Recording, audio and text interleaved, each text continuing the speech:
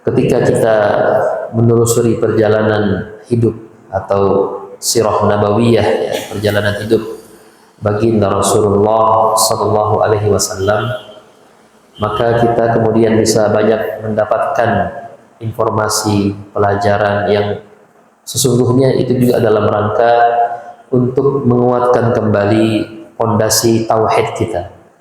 Kita telah bersaksi, ya, bersyahadat, ya, syahadatullah dan syahadatul Rasul. Syahadatullah disempurnakan dengan syahadatul Rasul.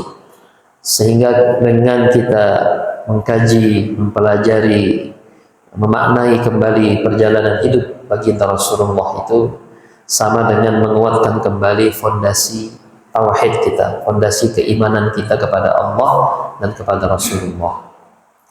Alhamdulillah jemaah subuh rahimani wa rahimakumullah.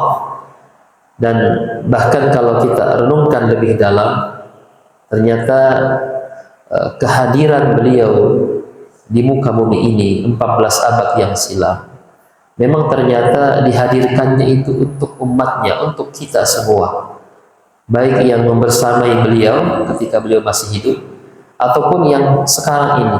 Kita yang hidup di zaman sekarang pun sesungguhnya tidak bisa terlepas, ya, dari posisi beliau sebagai Nabi dan Rasul terakhir yang diutus di tengah umat manusia ini. Bahkan kalau kita merasakan kenikmatan iman, kenikmatan Islam, sebenarnya seolah-olah beliau itu, ya, tetap ada membersamai kita. Bahkan dijelaskan oleh para ulama ketika kita mengucapkan assalamu alayka ayyuhan nabiyyu wa rahmatullahi wa barakatuh. Ucapan assalamu alayka ya Rasulullah ketika kita menziarahi makam beliau di Raudhah. Sebenarnya ucapan assalamu alayka itu seolah-olah beliau, ya, sedang bersama-sama dengan kita, terus membersamai kita dalam kehidupan kita. Terlebih dari itu, bahkan kita bisa merasakan kehadiran beliau ke muka bumi ini memang memberikan, membawakan kepada kita jalan keselamatan. Kalau teman-teman Nasrani mengatakan menjadi juru selamat, ya, selamatnya kita di dunia dan di akhirat kelak. Dan kalau kita renung-renungkan, jadi luar biasa. Sesungguhnya kalau ada ayat Al-Quran yang berbunyi bahwa Allah itu wa nahnu lahafidun, Allah lah yang menjaga itu Al-Quran, menjaga dari dirusaknya satu huruf pun dari Al-Quran itu dari orang-orang yang kafir, ya. Para orientalis kan hingga hari ini itu terus berusaha mencari-cari titik lemah daripada Al-Quran, dan bahkan mereka nggak akan pernah bisa, gitu, ya. Bahkan di era Perang Dunia Kedua kalau tidak salah itu sudah terkumpul para ilmuwan di Barat, itu sudah dia kumpulkan referensi-referensi yang jumlahnya besar sekali sampai memenuhi satu rumah, gitu, ya, referensi itu untuk mencari titik kelemahan Al-Quran. Tapi qadarullah kemudian rumah itu hancur kena bom, ya. Ini menggambarkan betapa Allah Subhanahu wa taala menjaga kemurnian Al-Quran. Dan tentu juga Allah tidak hanya menjaga Al-Quran, beliau juga menjaga baginda Rasulullah. Dari sejak lahirnya sampai beliau wafatnya sampai sekarang pun dijaga oleh Allah Subhanahu wa taala. Ya, menjaga nama baiknya, bahkan namanya kan juga sudah Muhammad. Nama Muhammad itu dalam artian bahwa ketika orang mengatakan wah Muhammad itu pembotek, gitu, ya, pembohong, ya nggak bisa, kan namanya saja Muhammad, sosok yang terpuji, ya, yang selalu terpuji sampai kapanpun, ya, sampai apa namanya, ya, nama yang kemudian keterpujiannya itu sifatnya abadi, ya, nama Muhammad itu, sehingga mau bagaimanapun beliau itu direndahkan, mau dilecehkan, nggak akan pernah bisa, ya, karena Allah Subhanahu wa taala yang menjaga diri pribadi beliau itu. Alhamdulillah jemaah subuh rahimani wa rahimakumullah. Bahkan kalau kita jalan-jalan ke toko buku, ya, ternyata hingga hari ini itu kisah hidup, biografi yang paling banyak ditulis itu adalah sejarahnya Rasulullah. Satu-satunya manusia yang paling banyak biografinya itu adalah beliau.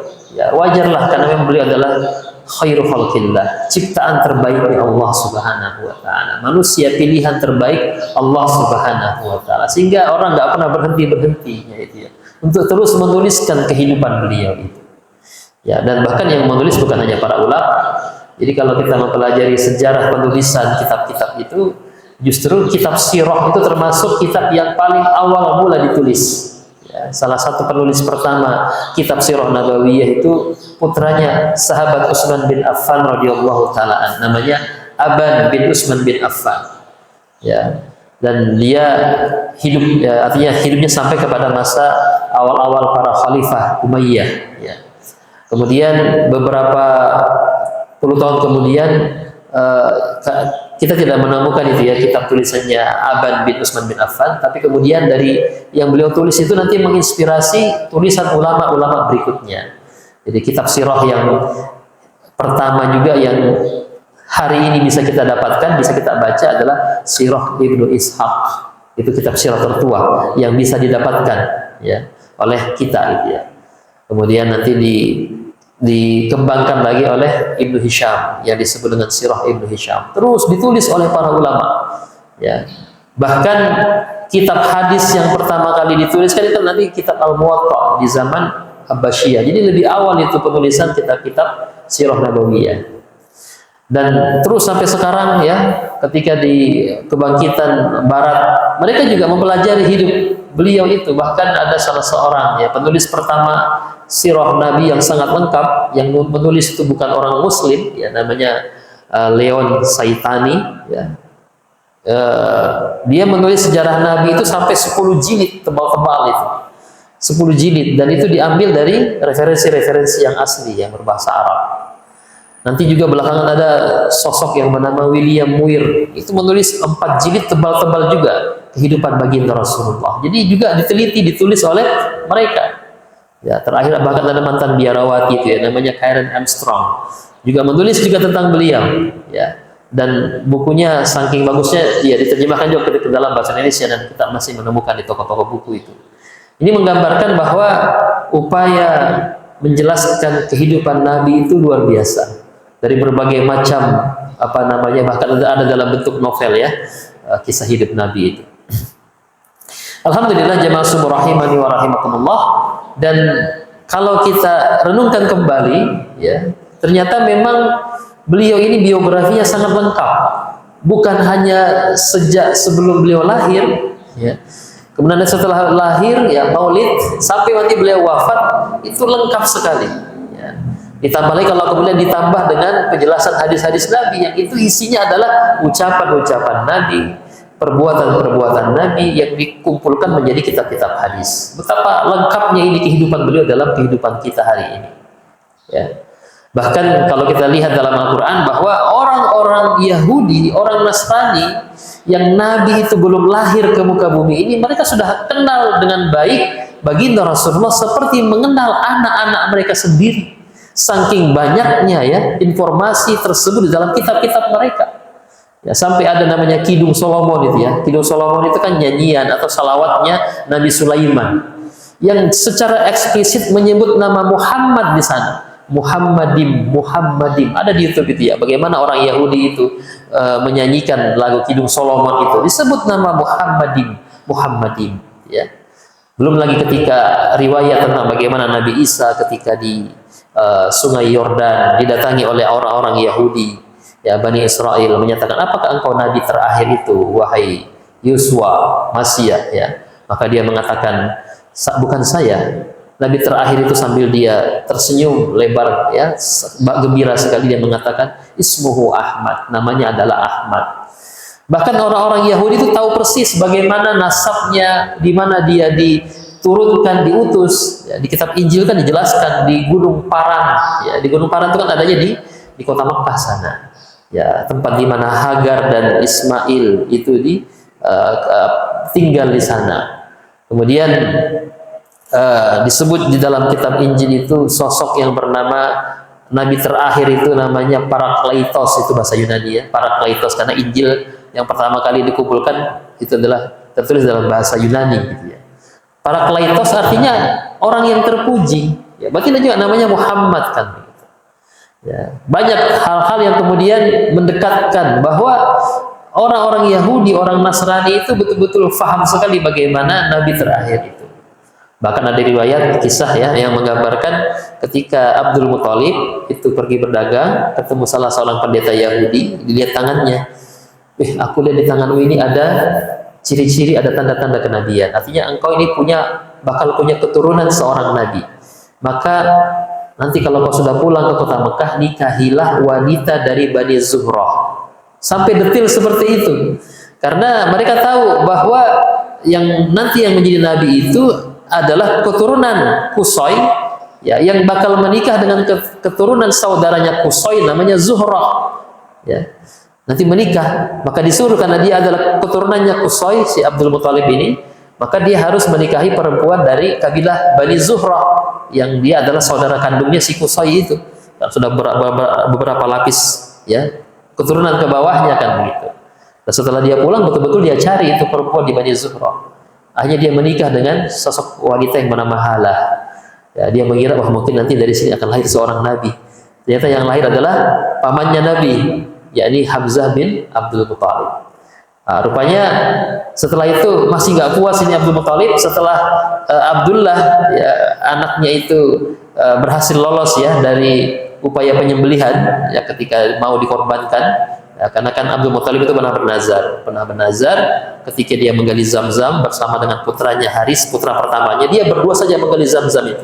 Tapi nanti ada penyampaian khusus tentang itu, bagaimana beliau dapat mimpi untuk menggali Zam-Zam. Dia gali Zam-Zam itu bersama anaknya Al-Haris, dicemooh sama orang-orang kota Mekah.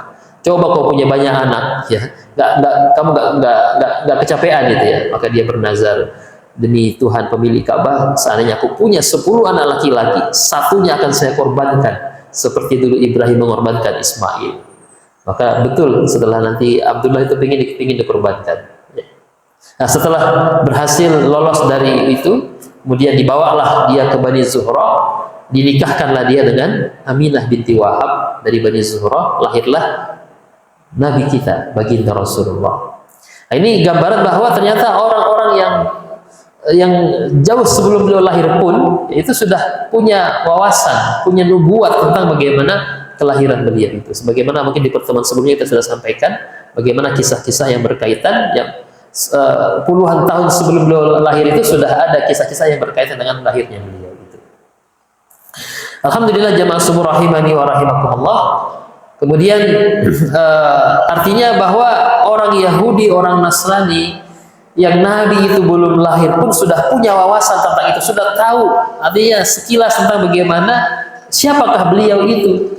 Ya, kita saja kepada anak kita ya, kita nggak tahu sampai nanti dia lahir baru kita tahu. Kalau belum lahir kan paling baru kita siapkan namanya. Kalau sudah istri sudah mengandung ya kita bawa ke dokter, kita USG, baru kelihatan itu citra wajahnya dari foto USG kan begitu ya. Baru sebatas itu. Tapi Rasulullah luar biasa. Belum lahir beliau itu sudah ada gambaran penjelasan tentang beliau itu. Dan itu dijelaskan dalam kitab-kitab sebelumnya. Ada satu buku yang menarik, kitab yang menarik, tulisannya Said Hawa, judulnya Ar-Rasul ya. Kitab Ar-Rasul itu luar biasa. Beliau menelaah, menggali nubuatan ya, nubuat nabi yang belum lahir itu sudah dijelaskan ternyata dari kitab-kitab sebelumnya. Bahkan beliau memunculkan referensi-referensi dari agama yang bukan agama samawi, dari agama Hindu, agama Buddha. Itu ada kutipan-kutipan yang merujuk bahwa ini adalah nabi terakhir itu ya. Jadi menggambarkan bahwa betapa beliau itu sebelum lahir pun juga sudah ada penjelasan tentang akan datangnya nabi terakhir. Apalagi setelah beliau lahir ya. Kemudian bahkan tertulis di dalam kitab-kitab Sirah Nabawiyah itu dari lahirnya sampai wafatnya nggak terputus. Beda dengan misalnya kalau kita membaca biografinya dari Nabi Isa alaihissalam, dan itu diakui sendiri oleh orang-orang Nasrani bahwa kalau membaca sejarahnya Nabi Isa alaihissalam itu hanya ketika beliau lahir ya, dilahirkan tanpa seorang bapak gitu ya, makanya orang Nasrani memperingatinya dengan Natal. Setelah lahir itu kan blank area, tidak ada penjelasan bagaimana masa kecilnya, masa remajanya, masa dewasanya. Tiba-tiba ujuk-ujuk sudah muncul sebagai seorang nabi dan rasul. yang ada di dalam kitab Injil itu. Jadi ada rentang waktu yang hilang sesungguhnya dalam biografi Nabi Isa itu. Ya, sementara ya kalau Nabi kita lengkap tentang bagaimana sejak lahirnya sampai beliau wafat. Dan kita mendapati bahwa ternyata memang Allah Subhanahu wa taala selama 40 tahun ya, dari usia 0 beliau sampai usia 40 betul-betul beliau disiapkan. Jadi persiapan untuk menjadi seorang nabi itu 40 tahun. Ya. Baru kemudian beliau terima wahyu. Qul innama ana basyarum mislukum yuha, sebagaimana yang dibacakan oleh imam kita tadi. Beliau adalah manusia biasa, al-basyar. Tapi kemudian mendapatkan wahyu dari Allah Subhanahu wa taala untuk mengemban amanah risalah dakwah ini untuk memberikan jalan keselamatan kepada kita semua. Alhamdulillah jamaah sumur rahimani wa rahimakumullah, bahkan kalau kita renung-renungkan ini, mungkin kita di rumah sudah punya referensi, sudah punya membeli ya kitab-kitab sirah nabawiyah itu, dan lengkap sekali gitu ya biografi beliau itu. Bahkan ada satu buku judulnya Biografi Rasulullah, tebal sekali itu ya. Penerbitnya Kisti Press kalau nggak salah. Dan membandingkan, kalau membandingkan dengan diri kita gitu ya, betapa kemudian bahkan kita ini Nabi itu hafal nasab beliau beberapa lapis sampai kepada Adnan itu ya. Ya, beliau hafal itu. Ya, kita saja ini kan nggak tahu ya, kita saja nggak tahu beberapa lapis nasab orang tua kita, dari pihak bapak, dari pihak ibu kita mungkin setelah kakek kita atasnya lagi kita nggak ngerti siapa kan begitu ya. Itu betapa terbatasnya informasi tentang bagaimana nasab kita sendiri kan gitu. Belum bahkan kita sebagai seorang anak dari kedua orang tua itu pun nggak punya wawasan yang lengkap biografi bagaimana bapak kita, bagaimana ibu kita kan. Bapak kita mungkin kita tahu dia lahir di mana, di kampung mana, siapa orang tuanya gitu ya. Tapi kan kita nggak punya wawasan ilmu yang lengkap tentang bagaimana masa kecilnya bapak kita, bagaimana sekolahnya dan sebagainya. Paling ya hanya fragmen-fragmen saja kan gitu ya, cerita-cerita orang, nggak tertulis apalagi kan gitu ya. Dan artinya kalau mau dibandingkan dengan biografinya Nabi jauh sekali, itu orang tua kita. Begitu pula mungkin dengan ibu kita kan, kecuali kalau orang tua kita pejabat ya, yang ditulis autobiografinya atau dia punya biografi ya, artinya seperti itu. Bisa jadi seperti itu, artinya ada informasi, tapi tentu masih lebih lengkap bagaimana biografinya Rasulullah itu, lebih lengkap ya, lebih komplit penjelasannya. Begitu pula kita mungkin terhadap anak kita punya anak di rumah ya. Kita pun terhadap anak kita pun kita nggak punya wawasan yang lengkap terhadap bagaimana biografi daripada anak kita itu. Ya bersama dengan kita kan setelah lahir, ya kecil, kemudian remaja, dewasa, sekolah lah dia ya. Kalau sudah masuk pesantren atau sekolah di luar daerah, ya kita enggak, hilang sudah. Artinya terbatas wawasan kita terhadap bagaimanakah anak kita itu, bagaimana tingkahnya, bagaimana perilakunya gitu ya. Apalagi nanti kalau dia sudah kuliah, wah, terlebih lagi. Apalagi kalau sudah kuliah kita nggak tahu, ya hanya via telepon bagaimana kabarmu baik-baik saja kan. Tapi kita nggak tahu bagaimana tindakannya, bagaimana keseharian yang sebenarnya kan. Nanti kalau sudah dia berkeluarga, punya istri, punya anak atau punya suami, tambah lebih kita tidak tahu lagi. Dia sudah punya kehidupan sendiri kan gitu. Tambah kita tidak tahu lagi bagaimana kehidupannya. Itu anak kita sendiri, darah daging kita. Tapi untuk Rasulullah lengkap informasinya, biografinya untuk bisa kita baca. Sehingga memang kehidupan Nabi itu, sirah nabawiyah itu satu-satunya ya kisah, cerita, catatan sejarah seorang anak manusia baginda Rasulullah yang bisa kita baca, yang bisa kita jadikan sebagai cermin di dalam kehidupan kita. Uswatun hasanah. Laqad kana lakum fi Rasulillahi uswatun hasanah. Artinya bahwa ini biografi Nabi kita jadikan sebagai contoh, cermin, dalam bahasa para ulama al-masalul a'la, contoh yang paling sempurna, yang paling tinggi, al-masalul a'la. Kalau dalam bahasa Inggrisnya par excellence gitu ya, yang paling sempurna. Itu kita jadikan sebagai cermin untuk kita kemudian melihat diri kita. Karena yang paling tahu biografi kehidupan diri kita ya kita sendiri. Bagaimana kita lahir, bagaimana kita sekarang, nanti kita dewasa, sampai nanti kita menjelang ajal gitu ya. Yang paling tahu bagaimana diri kita, biografi diri kita hanya kita sendiri. Dan tugas kita bagaimana kita kemudian mencontoh, menjadikan kisah hidup sirah nabawiyah itu sebagai cerminan, sebagai contoh terbaik di dalam kehidupan kita. Nah, ini penjelasan yang kemudian menggambarkan betapa hebatnya itu baginda Rasulullah kalau kita menggali perjalanan hidup beliau. Alhamdulillah jamaah subuh rahimani wa rahimakumullah, bahkan sampai kepada ya kalau kita memahami kehidupan beliau itu, kemudian kita pergi ziarah ya, umrah atau haji, kita datang ke raudhahnya ya, terasa betul itu ya. Karena kita punya wawasan bagaimana beliau, kita hafal betul, kita tahu betul bagaimana perjuangan beliau mengemban amanah risalah dakwah ini, dilempari batu, dilecehkan, ya, dihina-hina, dipukuli dan sebagainya. Luar biasa. Beliau sosok nabi yang paling sabar, ya, yang tersabar. Makanya kan masuk nomor 1 dalam nabi ulul azmi. Nabi yang paling sabar di dalam mengemban amanah dakwah.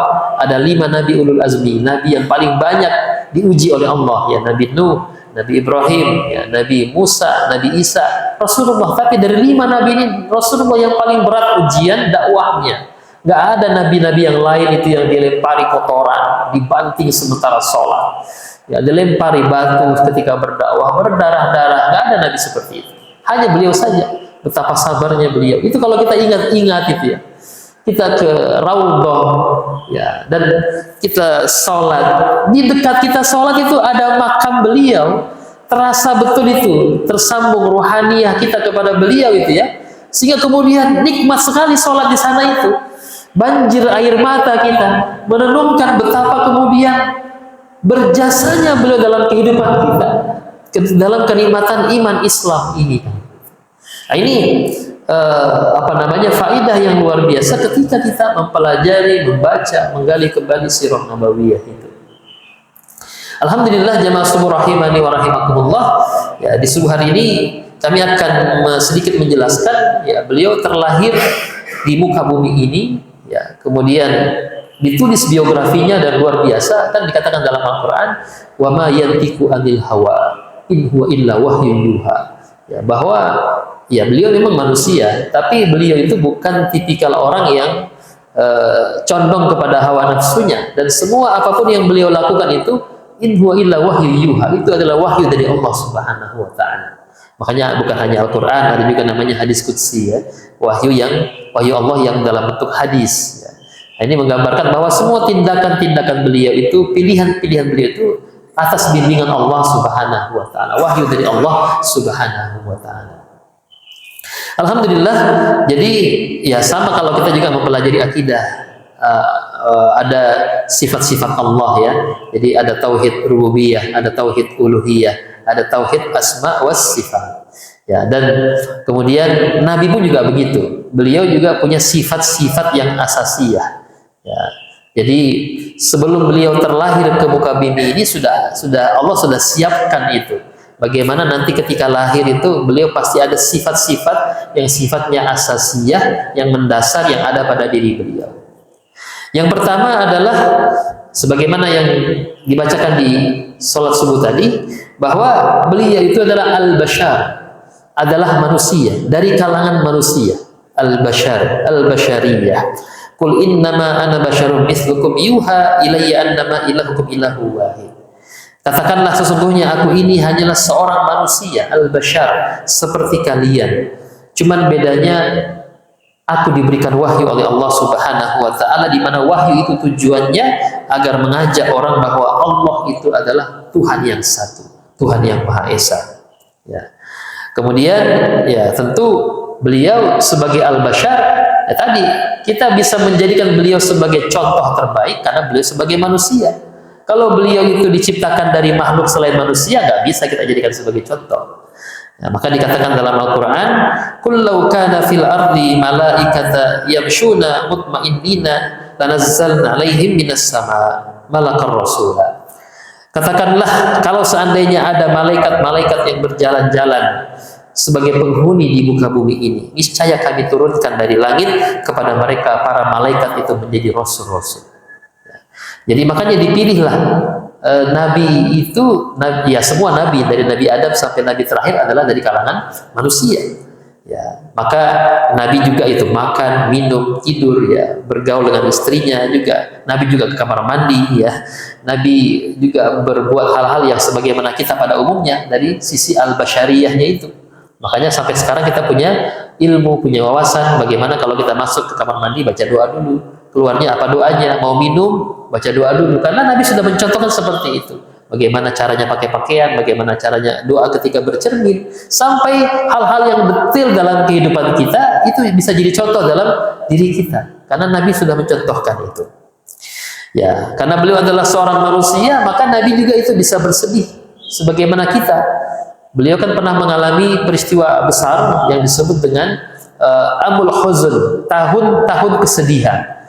Setahun penuh itu beliau sedih sekali. Karena apa? Yang pertama wafatnya pamannya Abdul Muthalib, Abu Thalib, yang senantiasa menjaga beliau dari gangguan orang-orang kafir Quraisy. Ya, dijaga betul oleh pamannya. Ya, bahkan pamannya itu menugaskan ketika diboikot selama 3,5 tahun itu, pamannya menugaskan orang yang berjaga-jaga di tempat tidur beliau. Ya, karena khawatir kalau diserang itu Syi'ib Bani Hashim dan dia dibunuh. Kan. Beliau dibunuh oleh orang-orang kafir Quraisy. Ya, ditambah lagi dengan dahsyatnya itu pemboikotan itu merenggut nyawa istri tercintanya sendiri, yakni Sayyidah Khadijah. Betapa sedihnya lagi karena Khadijah betul-betul hartanya habis untuk kepentingan dakwah ketika itu. Sehingga beliau merasakan kesedihan yang luar biasa.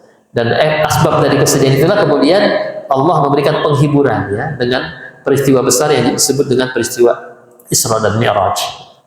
Jadi beliau juga bersedih, tapi beliau mampu bersabar dengan ujian tersebut.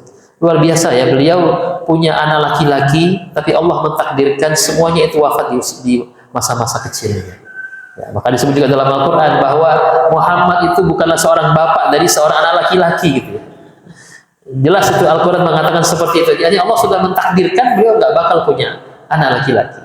Ketika punya istri Maria Al-Qibtiyah, ya, budak yang dikirim dari Mesir, hadiah dari Mesir, beliau nikahi dan punya anak namanya Ibrahim. Gembira sekali, bahagia sekali beliau, ya. Tapi lagi-lagi diambil lagi nyawanya oleh Allah Subhanahu wa taala di usia yang masih sangat belia. Jadi beliau juga bersedih, beliau keluar air matanya itu menangisi wafatnya putranya Ibrahim itu. Jadi beliau juga sebagaimana kita, sebagaimana manusia. Beliau juga bisa berbahagia, beliau juga senang, ya, bergembira, tapi tidak berlebih-lebihan dalam kegembiraannya itu. Jadi beliau nggak terbiasa tertawa terbahak-bahak, ya. Apalagi mau menonton tontonan acara-acara yang bikin kita tertawa, nggak ada dalam kamus hidup beliau, ya. Menyenangkan diri dengan tontonan yang bikin tertawa. Sementara kalau kita di zaman sekarang lebih senang gitu, ya, membiasakan diri menghabiskan waktu menonton tayangan-tayangan yang bikin kita tertawa, ya. Kemudian Nabi juga makan seperti kita, minum seperti kita, tidur seperti kita. Nabi juga datang ke pasar-pasar, bahkan dulu pernah berdagang. Nabi juga punya anak, Nabi juga punya istri, dan terus. Dan itu semua episode kehidupan beliau, keseharian beliau itu dari pagi sampai malam itu menjadi contoh terbaik dalam kehidupan kita. Ya. Bahkan kalau dari sisi al-bashar ini, ya, dari sisi al-bashar ini, Nabi itu juga mampu menaikkan levelnya, bukan hanya pada al-bashariyah saja, tapi menjadi al-insan, bahkan al-insanul kamil, ya. Jadi kalau kita melihat Al-Quran bahwa ada perbedaan, ya, antara al-bashariyah dengan al-insaniyah. Al-bashariyah itu berkaitan tentang kita sebagai manusia yang tercipta dari saripati tanah, ya, dari turab, dari tin, ya. Kemudian menjadi manusia yang manusia itu diberikan kekuatan dalam dirinya namanya hawa nafsu, kan gitu, ya, sehingga manusia berusaha memenuhi kebutuhan-kebutuhan yang sifatnya hawa nafsu, makan, minum, ya, beristri dan sebagainya. Artinya ya terbatas kepada yang sifatnya, ya, manusia pada umumnya, ya, mencari makan, mencari pasangan, mencari tempat tinggal, ya. Itu al-bashar. Di dalam Islam setelah kemudian kita bertauhid, kemudian kita meyakini, beriman kepada Allah, kepada Rasulullah, maka jangan berhenti kepada posisi al-bashar. Naikkan kepada posisi al-insan. Al-insan itu artinya orang-orang yang sudah ya sudah naik ya atau melampaui dari sisi kemanusiaannya sebagai seorang bashar itu, tapi seorang al-insan yang di dalam dirinya ada ruhnya Allah Subhanahu wa taala, yang dia dituntut untuk beribadah, untuk mendekat kepada Allah Subhanahu wa taala. Maka Nabi itu adalah al-insanul kamil, luar biasa. Beliau itu sebagai seorang al-bashar tadi, dari sejak lahirnya sampai usia 40 tahun beliau terima wahyu. Setelah terima wahyu menjadi seorang nabi, beliau mampu meningkatkan kualitas insaniyahnya, ruhaniyahnya. Dalam waktu hanya 10 tahun saja, beliau itu mampu naik ke langit berjumpa dengan Allah Subhanahu wa taala. Menggambarkan proses upaya beliau untuk menaikkan kualitas al-insaniyahnya, mendekat kepada Allah Subhanahu wa taala. Dan ternyata kenapa beliau bisa seperti itu? Pertama, ya karena ibadah yang sungguh-sungguh yang luar biasa. Kalau sholat kan, ya ketika di periode Mekah itu, beliau mengimami sholat di Darul Arqam itu, para sahabat-sahabat awal yang sembunyi di rumahnya sahabat Arqam itu, sholatnya disebut dalam Musnad Imam Ahmad, itu kakinya para sahabat bengkak-bengkak, saking lamanya sholatnya. Karena perintahnya adalah nisfahu awingkus minhu qalila. Sholatnya separuh malam, dari jam 12 malam sampai menjelang subuh itu sholatnya, saking lamanya itu sholatnya Nabi bersama para sahabat. Itu malamnya. Siangnya lebih dahsyat lagi, beliau berdakwah tanpa kenal lelah. Ya, nggak ada lagi istirahat kata beliau, karena istirahat itu nanti kelak di pintu surga baru orang istirahat. Ya. Sehingga dakwah terus kemana-mana berdakwah. Sehingga dengan asbab itulah beliau naik derajatnya sampai dibawa ke langit dalam peristiwa Isra dan Mi'raj. Artinya bahwa kita ini mencontoh beliau lah ya. Tidak cukup hanya berhenti atau stuck pada posisi al-basyariyah saja. Kita harus naikkan kualitas kita menjadi al-insan. Kalau perlu naik menjadi al-insanul kamil gitu ya. Karena disebut dalam Al-Qur'an, ya ayyuhal insan innaka kadihun ila rabbika kadahan fabulaki. Wahai insan, innaka kadihun ila rabbika. Untuk ila rabbika, untuk sampai kepada Allah harus kadihun. Kadihun itu dalam terjemahan depak di dalam Al-Quran itu adalah bersungguh-sungguh bekerja keras. Bekerja keras. Nyata bekerja keras itu, kadihun itu bukan hanya sebagai manusia saja, sebagai al-bashar, tapi untuk liqa'a rabbi harus kerja keras juga. Bersungguh-sungguh juga untuk bekerja keras untuk menuju Allah Subhanahu wa taala. Kadihun ila rabbika. Dan Nabi mencontohkan itu bukan hanya ibadah, bukan hanya qiyamul lail, tapi menjadi pejuang agamanya Allah Subhanahu wa taala, memperjuangkan agama Islam ini sampai tegak di muka bumi ini. Ya, menjadi kekuatan terbesar di dunia ini kan itu ya. Itu yang Nabi perjuangkan, tegaknya peradaban Islam. Kadihun ila rabbika qadahan famulaki. Ternyata nanti kalau kita sudah di surga itu, posisi nanti kita di hadapan Allah untuk melihat wajahnya Allah tergantung qadahan famulaki, tergantung kerja keras kita, ibadah kita yang sungguh-sungguh, upaya kita untuk memperjuangkan agama ini. Tergantung itu, tergantung kerja keras kita. Kadihun ila rabbika qadahan famulaki. Jadi kita berada di posisi posisi saf terdepan, kelak nanti di surga tergantung ibadah kita, kesungguhan kita di dalam beribadah dan memperjuangkan, mendakwahkan agama ini. Alhamdulillah jamaah semua rahimani wa rahimakumullah. Makanya dalam penjelasan beberapa tulisan itu ya, jadi kalau al-bashar, jadi kan kebanyakan manusia kan stop di situ ya, berhenti pada posisi al-bashariyah saja, apalagi orang yang tidak beriman. Ya, cukup hanya menjadi seorang al-bashar saja, senangkan diri dengan kenikmatan hidup, sebagus-bagusnya pakaian, sebagus-bagusnya kendaraan, sebagus-bagusnya rumah yang dimiliki ya. Ya, kenikmatan-kenikmatan dunia saja, berhenti pada al-bashar. Padahal itu adalah proses yang stagnan. Mestinya dia harus tingkatkan dirinya kepada al-insan. Karena al-insan itu adalah, kalau al-bashar itu sifatnya regresi, justru banyak orang yang semakin menurun kualitas kemanusiaannya. Ketika dia naik menjadi seorang al-insan itu progres, ya, ada progression ya, menuju ke atas liqa'a rabbih ya. Dan apa namanya, kalau kita punya kelebihan rezeki, kelebihan harta, itu kita jadikan wasilah untuk mendekat kepada Allah Subhanahu wa taala. Kita berikan di jalan Allah Subhanahu wa taala. Alhamdulillah jamaah semua rahimani wa rahimakumullah. Kemudian yang berikutnya, baginda Rasulullah itu sejak sebelum lahirnya ditakdirkan memang seorang manusia yang memiliki al-ismah, terpilih, dijaga oleh Allah dari perbuatan dosa, al-ismah. Ya, makanya Nabi itu nggak pernah terlihat berbuat salah ya secara umum gitu ya. Walaupun nanti ditakdirkan juga berbuat salah, tapi kesalahan yang luar biasa. Ya, kesalahannya Nabi itu apa? Misalnya Nabi itu berbuka masam, nah, kena teguran sama Allah, abasa wa tawalla gitu ya. Nabi kemudian pernah di rumahnya Maimunah. Jadi Nabi kalau habis asar itu Nabi keliling ke rumah-rumah para istrinya yang berada di deretan jadi Masjid Nabawi itu di sampingnya itu deretan bilik-bilik rumahnya para istri Nabi. Nabi kalau sore itu keliling, dia mendatangi rumah-rumah istrinya, menanyakan bagaimana kabarnya, apa kebutuhan yang harus dipenuhi dan sebagainya. Ketika masuk ke kamarnya Maimunah, di situ ternyata beliau siapkan madu yang lezat. Maka Nabi agak lama di situ, sampai yang lain itu lama betul di dalam itu ya. Nabi ngapain di dalam itu ya? Ternyata Nabi keluar cepat-cepat, ternyata di mulutnya masih ada madu menempel. Dia bersihkan itu ya. Nah, kemudian akhirnya diprotes, dikomplain sama para istri yang lain. Gara-gara madu kita terlambat didatangi kan begitu ya. Nabi pun sejak itu bilang, kalau sudah begitu nanti aku besok kalau ada madu aku nggak mau makan lagi gitu ya. Nah, kemudian turun ayat menegur Nabi, ya ayuhan nabi lima tuharrimu ma ahallallahu laka tabtagi marbatan azwajika wallahu ghafurur rahim. Wahai Nabi, mengapa kamu mengharamkan apa yang Allah halalkan bagimu? Ya, madu tadi itu. Dan apakah kamu itu mencari kesenangan dari hati istri-istrimu? Kan ya. Jadi luar biasa teguran Nabi kepada baginda Rasulullah.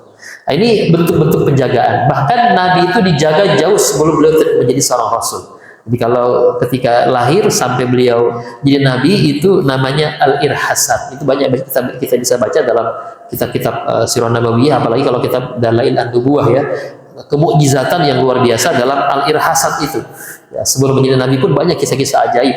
Yang sering kita baca bagaimana Nabi sejak lahirnya sampai wafatnya, bahkan sampai nanti terima wahyu itu beliau tuh nggak pernah yang namanya kepanasan.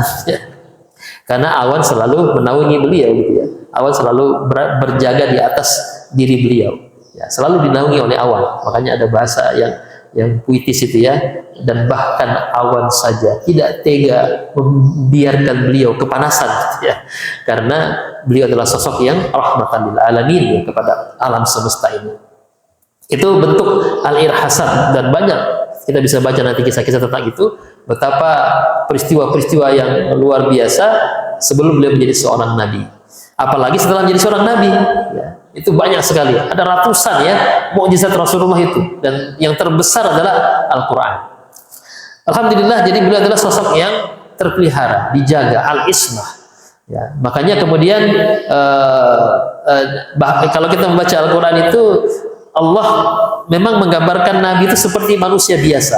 Ya, artinya tidak menampakkan kelebihan-kelebihan secara pribadi ya. Tapi kalau kita membaca Sirah Nabawiyah, banyak kita baca kelebihan-kelebihan itu dalam kehidupan beliau. Dan kalau dalam Al-Quran kan sampai Allah mengancam Nabi itu ya. Kalau engkau wahai Muhammad tidak menyampaikan Al-Quran ini kepada mereka ya, kepada kita, maka Allah itu akan memutus urat lehermu kan itu ya. Ya, keras sekali itu. Allah menegur Rasulullah itu. Kalau sampai tidak ada ayat yang disampaikan itu, Allah akan memutus urat lehernya. Ya. Ini, tapi kalau kita baca Sirah Nabawiyah, luar biasa. Kita banyak mendapatkan informasi, kisah-kisah yang dahsyat ya, tentang bagaimana kemukjizatan yang ada pada diri beliau itu. Alhamdulillah jamaah subuh rahimani wa rahimakumullah. Maka dalam konsep ismah ini, ya tentu kita berbeda dengan orang-orang Syiah ya. Orang Syiah kan mengatakan bahwa ismahnya Nabi itu, kemaksuman Nabi itu terus diwariskan kepada anak-anak keturunannya. Ini yang nggak benar ya, nggak ada dalam konsep kita dalam akidah Ahlussunnah wal Jamaah. Kemaksuman hanya milik para nabi saja, nabi dan rasul saja, nggak ada dimiliki oleh anaknya Nabi, keturunannya Nabi kan gitu ya. Kalau orang Syiah kan nanti dari Ali, Hasan, Husain terus sampai imam yang ke-12 ya, itu semuanya maksum semua kan ya. Nah, itu keyakinan mereka, dan itu nggak perlu kita ikuti ya, karena sesat. Kemudian yang berikutnya, beliau itu adalah ya sebagaimana yang sudah kita ketahui, sifat dari semua nabi itu as-siddiq, at-tabligh ya, kemudian amanah, fatanah. Ya, beliau adalah as-shadiqul amin ya, bahwa bahkan beliau sejak kecilnya sudah didapati oleh orang-orang Quraisy sebagai orang yang jujur, orang yang amanah, yang tidak pernah berbohong, bahkan mendapat gelar ya sebagai as-sadiqul amin, orang yang tidak pernah berkata bohong. Kemudian bahkan disebut dalam Al-Quran walladzina ja'a bis-sidqi, dan sungguh dia itu datang kepada engkau sebagai orang yang benar ya, kemudian membawa kebenaran. Dan kemudian para sahabat itu disebut dalam Al-Quran wasaddaka bihi, dan para sahabat itu yang membenarkan. Wasaddaka bihi ini juga nanti dihubungkan kepada sosok yang disebut dengan Abu Bakar As-Siddiq ya, sosok sahabat yang paling dekat kepada Rasulullah, yang paling dicintai Rasulullah, yang paling selalu berusaha membenarkan beliau itu, bahkan menjadi sosok sahabat yang di awal-awal sudah memang membela Rasulullah. Kemudian orang-orang kafir Quraisy pun juga mengakui hal tersebut ketika beliau berdakwah di Bukit Sofa, mengatakan bahwa ya ini ketika sudah ada perintah dakwah secara terang-terangan ya, dakwah secara jahriyah. Jadi beliau katakan, apakah kalian percaya, yakin bahwa kalau aku mengatakan di balik Bukit Sofa ini ada pasukan yang akan menyerbu kita, yang akan memerangi kita, apakah kalian percaya?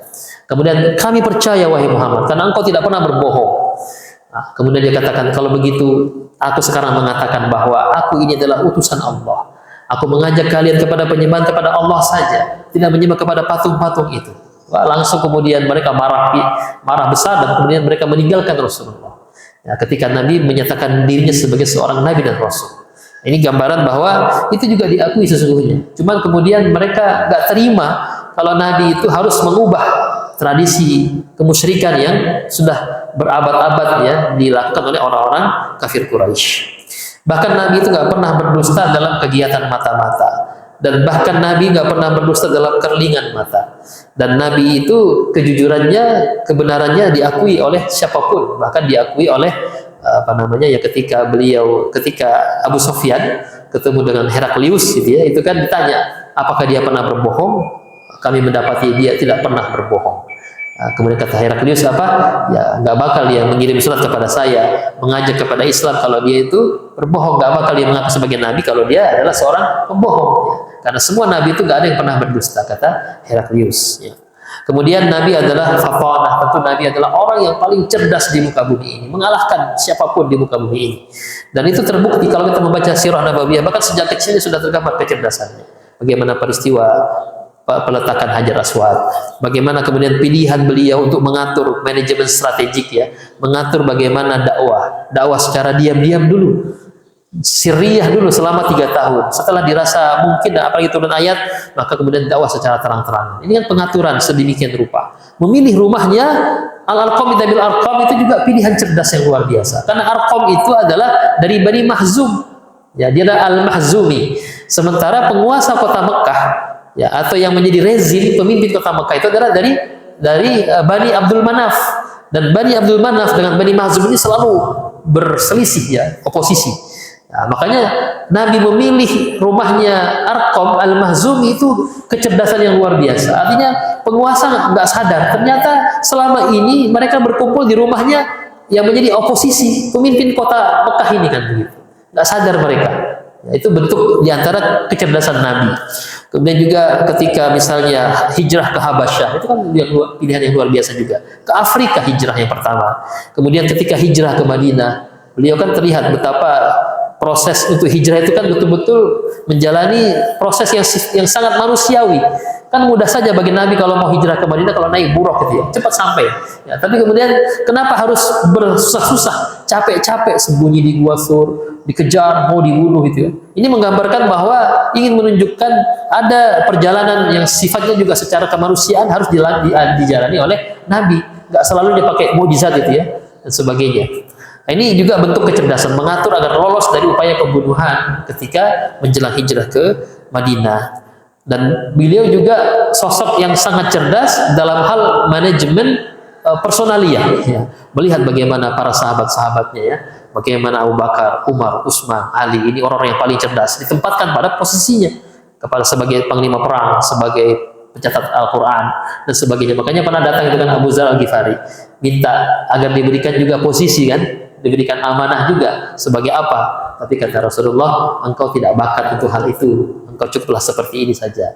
Karena Nabi paham betul setiap orang punya karakteristik yang pas pada posisinya. Itu betapa cerdasnya Nabi untuk memanage ya personalia. Ya. Kemudian beliau juga adalah sosok yang amanah, ya, tadi as-shadiqul amin, sosok yang sangat amanah, sebagaimana juga tergambar dalam sirah nabawiyah ya.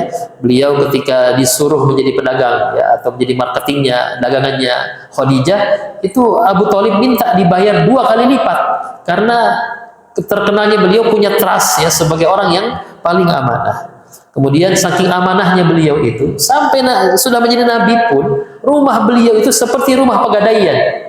Jadi kan beliau rumahnya luas besar ya karena warisan jadi bersama-sama dengan Khadijah. Itu rumahnya penuh dengan barang titipan-titipan orang, emas-emasnya, perak-peraknya orang dititip di situ, barang-barang berharganya orang dititip di rumahnya, dan lengkap dengan namanya di situ ditulis gitu ya. Ini punya siapa, ini punya siapa. Jadi seperti rumah pegadaian. Makanya ketika menjelang hijrah ke Madinah, beliau ada catatan itu, minta tunjukkan kepada Ali, wahai Ali, ini punya ini, punya ini, punya ini, tolong nanti balikin. Kalau kau mau nyusul ke saya ke Madinah, ini balikin dulu ke semuanya kepada yang punya ini barang-barang titipan ini. Jadi bentuk betapa amanahnya beliau. Jadi sudah menjadi Nabi dan Rasul pun, beliau tetap ditunjuk rumahnya sebagai tempat menitipkan barang-barang. Betapa amanahnya beliau itu. Kemudian tentu juga ya kita melihat bagaimana saking amanahnya beliau memang tidak mengkhianati amanah kerasulan yang ada pada diri beliau. Nggak lari dari tugas dakwah. Ya. Beliau juga adalah tabligh ya, menyampaikan, dan inilah tugas utama para rasul. Dan beliau setelah terima wahyu betul-betul gak ada waktu istirahat. Ya. Kesempatan apapun dia manfaatkan untuk berdakwah, apalagi di musim-musim haji, datangi semua tenda-tenda itu ya, ajak orang untuk masuk ke dalam Islam, walaupun di belakangnya ada Abu Lahab yang selalu mengganggu dia. Gak usah dengarkan itu, pembohong itu. Tanya, siapa itu? Itu kemenakanku itu. Gak usah dengarkan. Datang lagi Al-Walid bin Mughirah, ahli sejarahnya orang Mekah waktu itu. Gak usah dengarkan itu, aku punya cerita sejarah yang lebih bagus daripada dia. Orang pada pindah semua kepada Al-Walid bin Mughirah. Ini upaya mereka mengganggu dakwah Nabi waktu itu. Tapi beliau nggak putus asa sampai ke Taif ya. Ketika kota Mekah sudah nggak ada harapan lagi untuk berdakwah, maka ke Taif. Sampai di Taif juga akhirnya mendapatkan perlakuan yang tidak manusiawi lagi. Dan beliau tetap bersabar terhadap hal tersebut. Yang terakhir bahwa beliau itu adalah punya al-iltizamul kamil, komitmen yang sangat sempurna untuk kemudian memikul amanah dakwah ini. Makanya ketika pamannya kan sempat ngeper ya ketika ditekan oleh orang-orang Quraisy untuk berhenti berdakwah. Kemudian dikatakan, wahai paman, demi Allah, andai mereka meletakkan matahari di tangan kananku, rembulan di tangan kiriku, dan aku disuruh tinggalkan ini dakwah ini, maka aku tidak pernah akan meninggalkannya. Entah aku yang mati atau mereka yang mati, kata dia. Melihat bahkan Nabi ketika itu sambil berlinang air mata. Ya, karena melihat pamannya sudah mulai ngeper itu ya. Makanya kemudian pamannya mendengar pernyataan yang luar biasa itu, pamannya bangkit lagi. Ya sudah, engkau silahkan berbuat apa saja, dan aku akan tetap berada di belakangmu untuk membela wahai kemenakanku, wahai anakku. Maka beliau semangat lagi untuk berdakwah. Nah, ini gambaran betapa kesempurnaan beliau di dalam komitmen yang sangat sempurna beliau di dalam mengemban amanah dakwah. Kemudian yang terakhir tentu yang paling luar biasanya dalam diri beliau yang bisa kita contoh adalah akhlakul karimah. Ya, wa innaka la'ala khuluqin azim. Beliau pribadi yang kita jadikan sebagai contoh karena beliau adalah sosok makhluk yang paling sempurna di dalam akhlakul karimah. Maka bahkan Allah mengatakan wa innaka la'ala khuluqin azim, dan sungguh pada dirimu wahai Muhammad ada akhlak yang sangat agung, yang sangat mulia. Nah, ini ketika di zaman Umar bin Khattab ada orang datang kepada Umar, wahai Umar, tolong ceritakan kepada saya bagaimanakah akhlaknya Rasulullah itu. Aku nggak pernah ketemu beliau, ceritakan. Nah, Umar tuh langsung baper, langsung nangis. Nggak bisa dia ceritakan. Pergi sana kepada Bilal, tanya kepada Bilal sana. Datang kepada Bilal, sama juga, wahai Bilal, ceritakan kepada aku tentang bagaimana akhlaknya Rasulullah. Nangis juga Bilal, nggak bisa dia ceritakan. Ya. Kemudian pergilah sana kepada Ali bin Abi Thalib, itu saudara sepupunya, lebih dekat daripada saya. Tanyakan kepada dia. Datang kepada Ali, wahai Ali, tolong ceritakan kepada aku bagaimanakah akhlak Rasulullah itu.